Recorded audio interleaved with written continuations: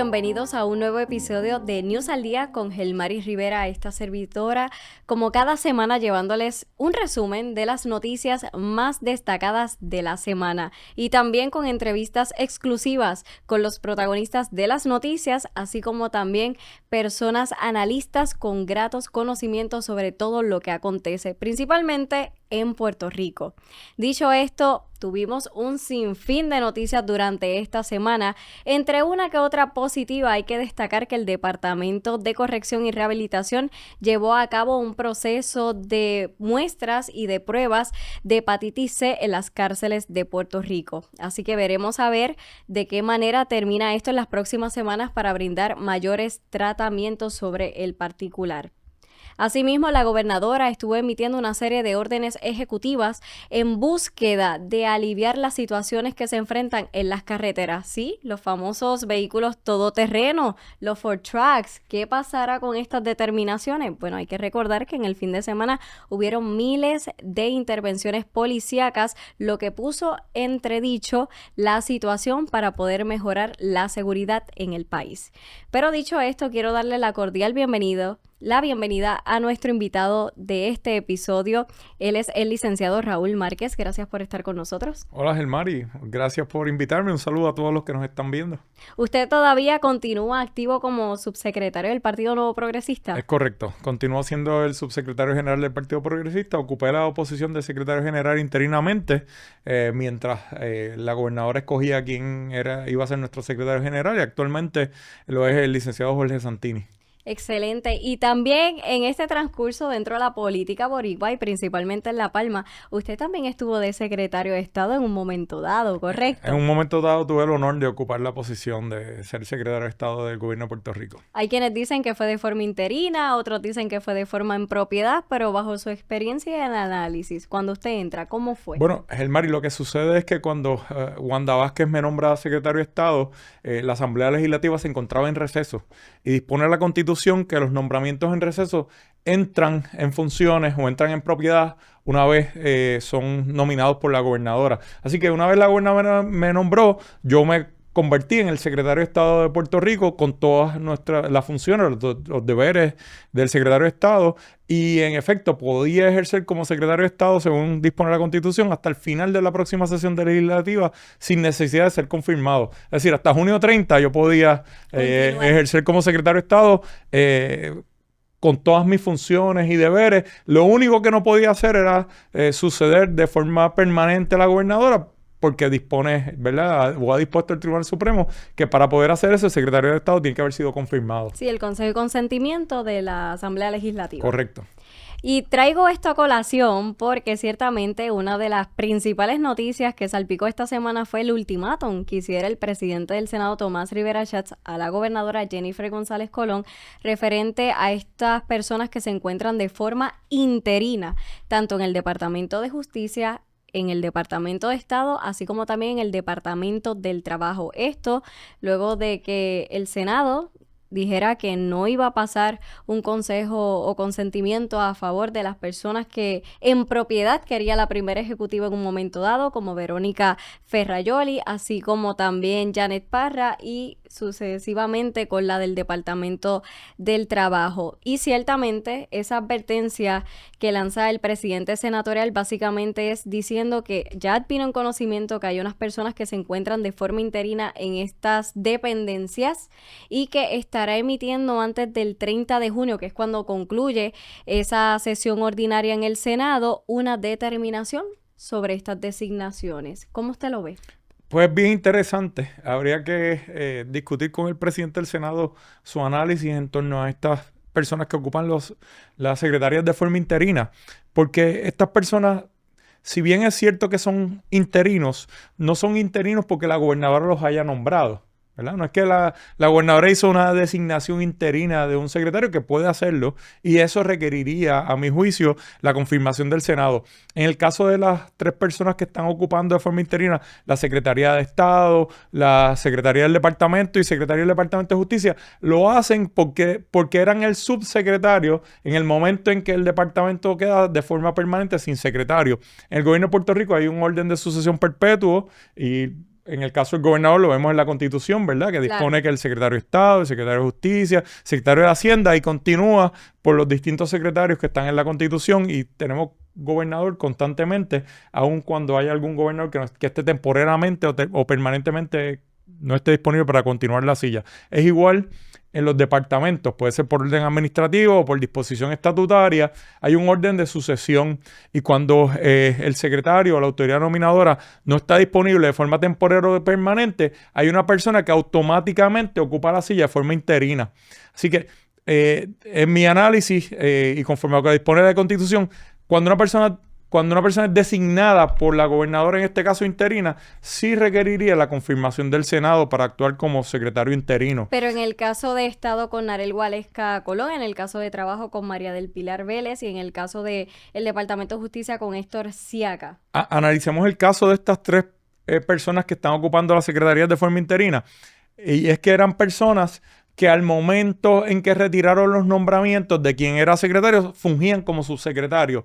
Y parte de las funciones del subsecretario es actuar como secretario de forma interina cuando el secretario no está disponible temporera o permanentemente. O sea que considera que el presidente del Senado, la Asamblea Legislativa, ese alto cuerpo, no podrá pasar una determinación sobre estas designaciones de forma interina que se encuentran. Lo que pasa es que en este caso, te repito, no es una designación de la gobernadora. La gobernadora muy bien podría designar un secretario interino, y esto requeriría la confirmación del Senado. Ha pasado antes.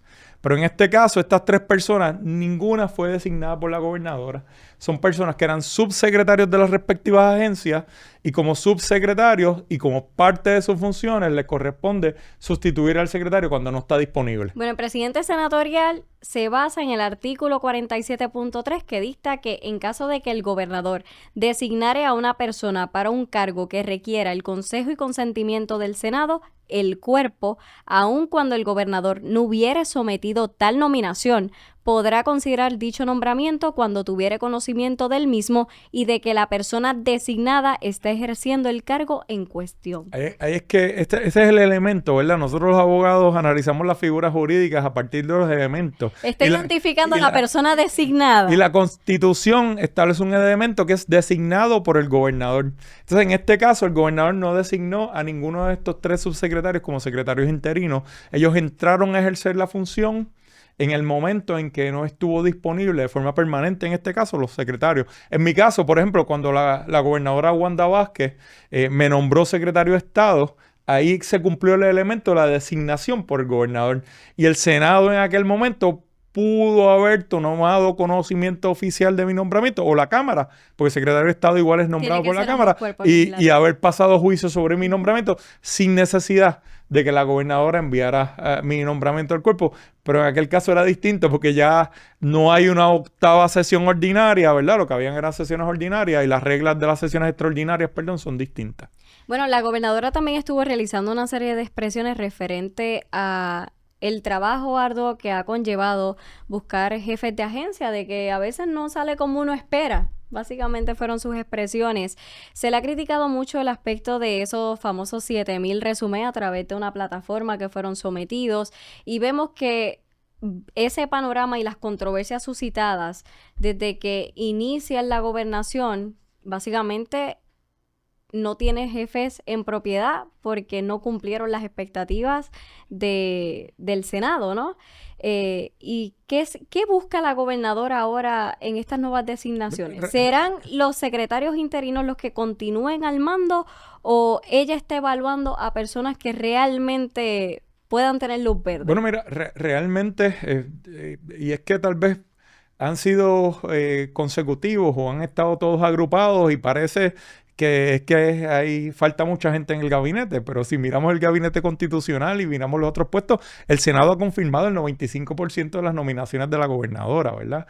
No es que han rechazado la mayoría o absolutamente Solo ha habido una designado, ¿verdad? Han habido ahora mismo nos faltan 3 secretarios del gabinete constitucional, y yo estoy seguro que la gobernadora está en el ejercicio de considerar las personas. Es que esto no es tan sencillo, ¿verdad? Y encontrar personas de la altura, con la altura moral, con la capacidad profesional, con la experiencia y con la capacidad de ocupar estas sillas. No es sencillo. Y pueden haber 7,000 resúmenes, pueden haber 8,000, pueden haber 10,000 resúmenes, pero este proceso de consideración, de evaluación, no es sencillo. Recuerda que estas personas, además de tener la capacidad, la experiencia, se evalúa la persona. Y se evalúa además que estén dirigidos o enfocados conforme a la política pública de la gobernadora, ¿verdad? Son puestos de confianza, van a ser las autoridades nominadoras y deben cumplir con un sinnúmero de requisitos que van más allá de lo que objetivamente, ¿verdad?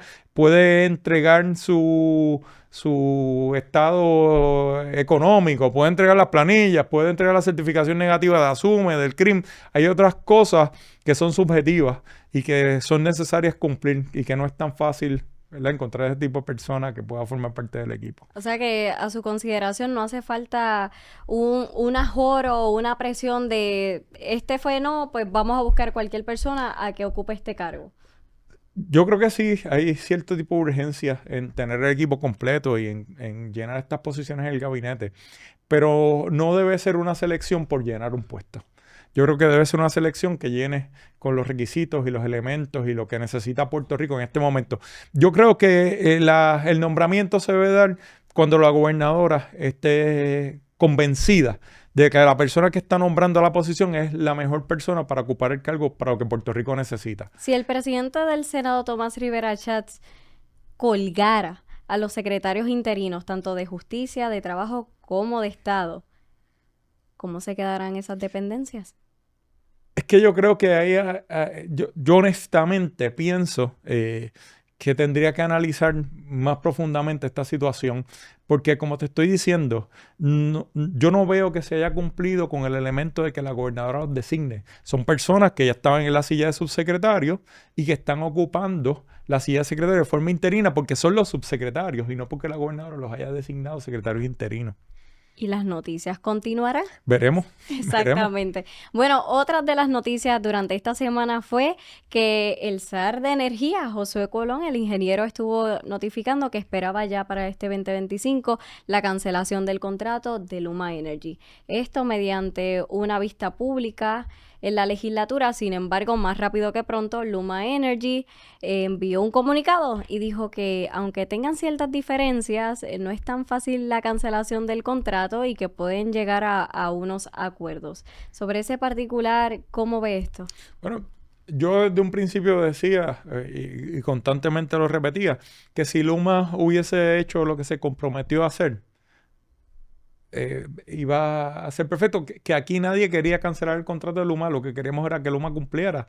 Me parece que ya el tiempo de ellos tratar de cumplirlo, subsanar el incumplimiento pasó. Y hay una exigencia del pueblo de Puerto Rico y además hay una promesa de nuestra gobernadora que va a cancelar el contrato. Y yo estoy seguro que el contrato va a ser cancelado y que va a ser cancelado de forma tal que el gobierno de Puerto Rico no sufra los daños de un incumplimiento de contrato. Y para eso, pues hay que establecer claramente el incumplimiento por parte de Luma de esas cláusulas principales del contrato. Y principalmente han habido muchas críticas referentes, pero ¿cuánta más evidencia hace falta con todo lo que ha trascendido, con el sinfín de apagones que se han suscitado en Puerto Rico, con los gastos que han tenido que incurrir muchísimas compañías, al igual que los hogares puertorriqueños, para demostrar que ha habido un incumplimiento? Sí, Gelmari, y tú tienes toda la razón. Nosotros hemos todos sufrido las consecuencias de la ineficiencia y de los incumplimientos de Luma con lo que se han comprometido y se han obligado con nosotros y con el gobierno de Puerto Rico. Lo que sucede es que esto no es tan sencillo. Eventualmente no va a ser un juicio público, no va a estar sujeto a la opinión pública, va a estar ante la consideración de un tribunal y de un juez. Y lo que podemos tener en el récord, lo que podemos probar allí, realmente es lo que va a contar a la hora de un juez determinar si en efecto se debe resolver o no este contrato de Luma. Y es a lo que se ha dedicado el zar de energía y es lo que lo lleva a él a concluir que para finales de este año él va a estar listo o va a sentirse cómodo para jurídicamente solicitar la resolución del contrato o declararla. Por otra parte, existe el cuestionamiento de mientras se va en esa dirección, y Luma quiere quedarse atado a lo que es el manejo del sistema eléctrico en Puerto Rico. Bueno, por otra parte, también han recibido críticas de otros partidos emergentes como de izquierda, referente de haz eficiente a la Autoridad de Energía Eléctrica, no cuentas con la capacidad, ya no tienes esos celadores. Y por otra parte, ¿qué compañía, si alguna, va a querer venir a Puerto Rico a manejar una crisis energética? Fíjate que la promesa de la gobernadora y la política pública del gobierno no es desplazar a Luma para revivir energía eléctrica, porque todos estamos de acuerdo en que ese sistema fracasó, nos sirvió por mucho tiempo, pero ya no era el que Puerto Rico necesitaba para el momento histórico en que nos encontramos. La postura de la gobernadora ha sido clara y es sustituir a Luma. No es regresar a nuestro antiguo sistema en el que todos estamos de acuerdo que dejó de funcionar, sino que es sustituir a Luma y traer una figura o una empresa que en efecto cumpla con lo que Puerto Rico necesita. ¿Y habrán empresas que quieran venir a Puerto Rico e invertir en esta crisis energética? Estoy seguro que deben existir. Estoy seguro de que sí. Por otra parte, uno de los estragos, y que fue noticia esta semana, fue el suceso de lo del tren urbano. Aunque fue el 14 de mayo, ahora es que comenzó ayer jueves operaciones nuevamente parcialmente el tren urbano, luego de haber tenido un cortocircuito, según una vista ocular que llevó a cabo la Cámara de Representantes, la Comisión de Transporte esta semana. Se estiman daños de aproximadamente 5 millones que fueron solicitados y reclamados al seguro. Sin embargo, no descartan que fue por mal manejo de Luma Energy y presentaron una querella contra esta entidad. Así que sobre ese particular, ¿qué medidas, si algunas, o mecanismos está la visión de la gobernadora, verdad, para atemperar estas situaciones? Sobre todo que el transporte, aunque muchos critican que no son muchas personas, vamos, que en Puerto Rico que utilizan en el tren urbano, ciertamente son miles de personas que lo utilizan. Díselo a las personas que no tuvieron el mecanismo o la transportación del tren durante estos días, ¿verdad? Lo que significó para ellos, cómo trastocó sus vidas. Y yo estoy seguro que si se concluye que fue con consecuencia de una negligencia de Luma o una acción culposa de Luma, el gobierno de Puerto Rico va a ejercer las acciones necesarias para que ellos tengan que resarcir esos daños que ocasionaron. ¿Y cómo ve el panorama del tren urbano? Porque hay quienes dicen que eso no lleva a ninguna parte, otros dicen que costó, vamos, billones de dólares y el tramo es muy pequeño, muy corto. Consecuencias muchas veces que vivimos de los cambios de gobierno, ¿verdad? En que el próximo gobierno no tiene una visión de política pública que sea consistente con la del gobierno anterior. Todos sabemos que del tren urbano se desarrolló apenas la primera etapa y que no se cumplieron con los planes del tren urbano, que incluso se extendía a Caguas, que lo extendían más allá del área metropolitana y bueno, pues tenemos el tren urbano que tenemos, ¿verdad? Pero yo creo que es una herramienta de transportación masiva que miles de puertorriqueños usan mensualmente y a diario y que cumple con su función. Todos los sistemas de transportación pública alrededor del mundo son subsidiados de alguna forma. Las guaguas de la AMA son subsidiadas, las lanchas de Cataño son subsidiadas y realmente son herramientas para promover el crecimiento económico, promover o facilitar la educación de nuestros ciudadanos y el movimiento que tienen. Aquí en Puerto Rico, desgraciadamente, pues no tenemos suficiente transportación pública y nuestra costumbre es que cada uno tenga un carro. Y vemos en las casas que viven 3 personas, pero hay 4 carros por si uno se daña. Y es nuestra cultura, es nuestra costumbre. En otros países, de una cultura de utilizar la transportación masiva, la situación es distinta o es distinto lo que viven. Como en Europa, por ejemplo, que utilizan mucho los trenes, también las personas caminan. En otros estados de la nación, ¿verdad? Hay lugares donde las personas no acostumbran a tener carros, ciudades más grandes, que precisamente lo que usan son los sistemas de transportación, las guaguas, el tren. Licenciado, pero usted sabe una cosa, que también hay otros medios de transporte actuales, y es que la gobernadora Jennifer González ya firmó una orden ejecutiva esta semana brindando las tablillas oficiales a vehículos todoterreno, a los famosos Ford Trucks, a varias motoras, entre otros, para que tengan esa tablilla y luego de ese salpa afuera que hubo de multas durante el fin de semana. No es tanto como la tablilla con la orden ejecutiva, ¿verdad? Porque una orden ejecutiva no puede tener efecto de enmendar una ley especial como es la ley de tránsito, pero sí la orden ejecutiva conforma un equipo de trabajo para identificar cómo se va a trabajar el asunto de las tablillas, ¿verdad? Cómo va a cumplir con esa promesa de campaña y con esas propuesta de la plataforma de gobierno que fue apoyada de forma abrumadora en las pasadas elecciones. Así que este equipo de trabajo ha sido comisionado para que identifique las enmiendas que fueran necesarias, ¿verdad? Y qué tipo de vehículo va a ser permitido, en qué carreteras y bajo qué condiciones. Y recuerda que además aquí tenemos seguros como ACA, ¿verdad? Y otro tipo que están envueltos y que nadie ha pensado en eso. Pero, por ejemplo, digamos que podríamos tener un seguro especial para estos vehículos porque representan una exposición adicional para el seguro y esto entra actuarios a evaluar y todo este asunto. Y yo estoy seguro que este comité, en el tiempo que la gobernadora ha designado, va a darse a la tarea de evaluar qué es lo que tenemos que hacer, cómo tenemos que alterar nuestra política pública para permitir que estos vehículos también puedan ser utilizados en las carreteras. Entendería que no sería una luz verde de 100% en todas las vías públicas, porque por ejemplo, los famosos Ford Trucks no están adaptados para estar en una autopista, en un tipo de velocidad. Imagínate un Ford Truck en una autopista y que le pasa un camión a toda velocidad por el lado, ¿verdad?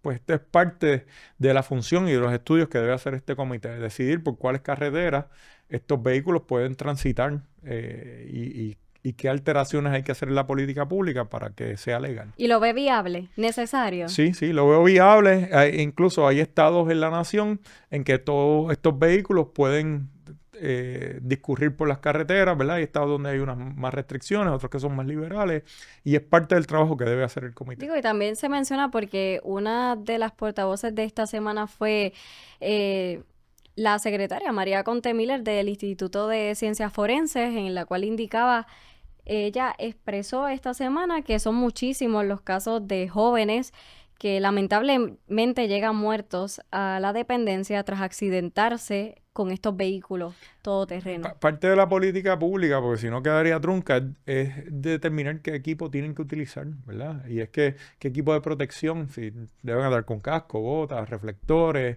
algún tipo de chalecos y todas las medidas de seguridad que deben tomar para poder transitar legalmente. ¿Y usted ha utilizado algún Ford Truck? Nunca he utilizado Ford ¿Una Truck, motora? no he tenido oportunidad. ¿Sabes? Cuando muy pequeño un tío tenía una motora y pues viajaba con él, pero yo nunca he manejado una motora. Lo más extremo es la bicicleta. Bueno, eso es parte de... Bueno, también la gobernadora Jennifer González Colón la han criticado muchísimo por el mensaje de Estado. Usualmente hemos visto a varios primeros ejecutivos que lo dividen en dos facetas. Jennifer González estuvo indicando que parte de su mensaje de Estado cuenta con el previo que realizó durante el mes de abril y que ahora lo estará haciendo próximamente en la Asamblea Legislativa referente al presupuesto, ¿no? Esto en medio también de la crisis que se enfrenta económicamente en Puerto Rico ante los cambios del gobierno del presidente Donald Trump referente a los recortes en fondos federales. Así que veremos un mensaje de Estado. No solo eso. Recuerda que desde que la Junta de Supervisión Fiscal está en Puerto Rico, la consideración del presupuesto ha cambiado dramáticamente, ¿verdad? Y hay algo que ha pasado por debajo del radar aquí, pero que es muy importante, y es que este gobierno... nuestro director de OGP, Orlando Rivera, con el secretario de Hacienda y el componente fiscal, se han sentado con la Junta de Supervisión Fiscal y han elaborado un presupuesto, ¿verdad? Esto es un requisito de la ley promesa. Si eventualmente queremos salir de la Junta, es que podamos establecer estos presupuestos balanceados. Inicialmente tuvimos varios años en que la Junta, después que el gobierno de Puerto Rico aprobaba un presupuesto en el Capitolio, la Junta imponía su presupuesto, ¿verdad? Así que en este momento, pues, que la gobernadora ofrezca un mensaje de presupuesto sin haber coordinado adecuadamente con la Junta, sin haber tenido las aprobaciones, pues hubiese podido estar llamándonos un poco a engaño. Ya en esta etapa, entiendo yo que tenemos un presupuesto acordado con la Junta, que está siendo evaluado por la Cámara y el Senado para su aprobación, y entonces la gobernadora entiende que ya está lista, está preparada y está maduro el momento para dar su mensaje. Pero el Partido Popular Democrático la ha criticado muchísimo de que ha tardado en presentar eso como mandata a la Constitución en la Asamblea Legislativa. Mira, el Partido Popular, como dicen, para cada solución tienen un problema. Y ellos, cuando están en minoría, se les ocurren todas las alternativas y se les ocurre asesorar al PNP de cómo debe gobernar. Pero cuando ellos gobiernan, no resuelven nada, ¿verdad? Así que a mí y a la gobernadora también, entiendo, les preocupa poco lo que pueda estar pensando la minoría del Partido Popular. De otra parte, la semana también arrancó con una manifestación por parte de terapistas de educación especial que ofrecen servicios a los estudiantes de educación especial en Puerto Rico por la falta de pago y también sobre sus programas, ¿no? De que hay ciertas cancelaciones o que quedan frisados para darle esos servicios tan importantes a una población vulnerable de Puerto Rico, que son los estudiantes de educación especial, y que si no continúan con esos servicios, pues ciertamente van a tener un atraso sustancial. Y sobre todas las cosas, trabajar sin cobrar unos chavitos no debe ser nada bonito para poder sobrevivir en Puerto Rico. Definitivamente, cada servidor público es acreedor de su salario, y esto no debe estar sucediendo, pero recuerda que el Departamento de Educación tiene una estructura más compleja en cuanto al manejo de los fondos federales, ¿verdad? Y es que gran parte de los fondos que maneja el Departamento de Educación son federales, que están sujetos a muchísimas restricciones y que si no se cumple con ellas, pues el gobierno de Puerto Rico está expuesto a tener que devolver dinero o reembolsar dinero que no haya sido utilizado conforme a las reglas o a las disposiciones de los fondos federales.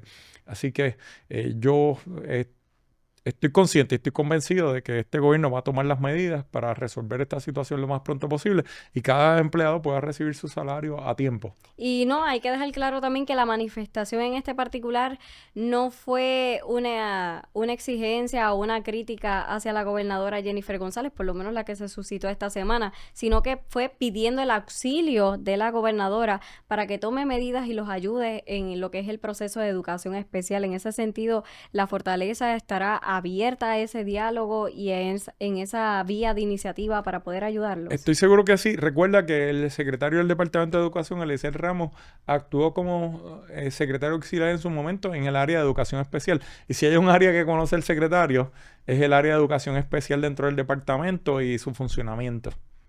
Súper.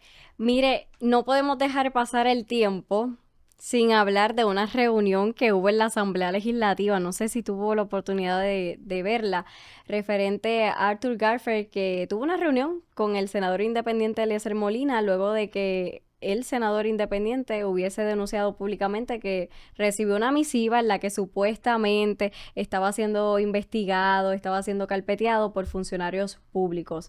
Ante ese particular, Garfer estuvo diciendo que tuvo esa reunión con el senador, que fue muy productiva, que esas personas que están siendo investigadas pues van a continuar en sus funciones, ¿verdad? Pero que tomarán cartas en el asunto. ¿Cómo lo ve? Mira, yo pienso que no solo Eliezer Molina, ningún senador de minoría, mayoría o ningún funcionario público debe estar sujeto a algún tipo de persecución o de carpeteo, como lo quieren llamar. Yo creo que el general Arthur Garfer tomó la decisión correcta al reunirse con el senador y ordenar la investigación, y el resultado de esa investigación lo veremos y sabremos si en efecto se está dando o no la persecución. Recuerda, esto es una carta anónima, ¿verdad? No sabemos quién la escribió, no sabemos con qué propósito, no sabemos absolutamente nada. No es a mi juicio, no es una denuncia seria. Pero yo creo que el general hizo lo correcto, y es investigar si estas cartas o estas imputaciones son correctas o no, son ciertas o no. Hay quienes dicen públicamente que el gobierno de Jennifer González colapsó y que no está funcionando. Claro, eso lo dicen los amigos del Partido Popular. Y ellos tienen su posición y lo van a repetir, y esa, digamos que es su función o es la cantaleta que van a tener una y otra vez. Yo les digo que esperen y vean, el trabajo que está haciendo Jennifer González, que está sentando la base y el fundamento del gobierno que ella le prometió a Puerto Rico, de la plataforma que el PNP le prometió a Puerto Rico y que fue apoyado en las urnas en noviembre del 2024. ¿Hay comunicación entre Jennifer González Colón y Rivera Schatz? Pues yo creo que sí. Yo creo que sí, y que las personas aprovechan el que la gobernadora ejercite sus funciones constitucionales o sus poderes constitucionales de forma correcta, y que el Senado lo haga. Mira, Gelmari, si el Senado estuviera aquí y hubiese aprobado el 100% de los nombramientos y no hubiese hecho vistas públicas o no hubiese hecho algún escrutinio, no hubiese hecho ni pío, esta misma gente estaría diciendo que el Senado es un sello goma a la gobernadora, ¿verdad? Pero entonces el Senado ejerce su función constitucional, un deber legítimo, una función legítima de la Constitución. Entonces quieren decir que es que hay una crisis de comunicación. Pues mira, cuando la gobernadora hace el nombramiento, tiene ante ella una información, y y yo me siento tranquilo en que lo hace convencida de que esa es la mejor persona que puede nombrar para el puesto en que lo está nombrando y que es la persona idónea para ello, para ayudar a Puerto Rico, para implementar su política pública. El Senado, por su parte, al hacer la evaluación, hemos visto que ha tenido una información distinta ante sí y hace un ejercicio legítimo de su función constitucional, y yo estoy seguro que no ha tenido otra motivación que no sea velar por el mejor bien de Puerto Rico. Mientras la gobernadora lo haga de esa manera y el Senado lo haga de esa manera, yo no tengo ningún problema. Claro, los amigos de la minoría van a querer decir que hay una crisis, que hay falta de comunicación, pero a mí me parece que son dos ramas constitucionales ejerciendo sus funciones y sus deberes. Tocamos el tema de Luma Energy, ¿no? Y hubo algo que pasó de rabito, pero fue bien interesante, y es que ayer jueves el Senado de Puerto Rico tuvo 4 apagones en menos de media hora, razón por la cual tuvieron que frenar la sesión legislativa hasta el próximo martes, ¿no? No lo La sabía. planta no funcionó. No lo sabía, no lo sabía. Se fue viral, eso lo tengo de propio conocimiento. Estuve allí en ese particular, y cómo afecta el trabajo y el funcionamiento, la falta de electricidad en los trabajos del gobierno. Lo que pasó en la Asamblea Legislativa no es más que lo que vivimos los puertorriqueños todos los días, lo que vivimos en nuestros trabajos, en nuestras oficinas, en los restaurantes, en las tiendas, en nuestras casas. Cuando llegamos después de un día de trabajo y llegan las familias a cocinar, a hacer las asignaciones con los hijos, cuando llegan no hay luz. O a lavar ropa, y cuando llegan no hay luz. Y eso trastoca nuestro quehacer, trastoca el quehacer del gobierno, trastoca el quehacer de nuestros ciudadanos, trastoca a nuestros comerciantes, nuestros negocios, las escuelas, y simplemente no podemos tolerar esto más. ¿Qué le pareció el documental que hiciera Luma Energy? ¿Sabes qué? Yo no lo vi porque yo no estoy a esta altura. Yo creo que es muy poco, muy tarde, ¿verdad? Como dicen en español, too little, too late. Para llegar a esta comunicación y hacer estas relaciones públicas, ya Puerto Rico está cansado, ya nuestro gobierno tomó una decisión, y este tipo de esfuerzos, pues yo creo que se lo pueden ahorrar. El dinero que han gastado en hacer esto, pues se lo pudieron ahorrar. Se lo pudieron ahorrar y tal vez guardarlo para el litigio, para lo que ellos entiendan que van a hacer. Bueno, pues estamos sumamente agradecidos de que dijera presente. Gracias para a ti. analizar toda esta serie de historias y noticias destacadas de esta semana, y les extiendo la invitación para una futura ocasión. Claro que sí, cuenta conmigo. Y de esta forma concluimos este episodio de News al Día con Gelmari Rivera. Usted recuerde que nos puede encontrar y sintonizar a través de todas las plataformas digitales de newspr.com, y como siempre es un placer poder estar con todos ustedes. Hasta la próxima.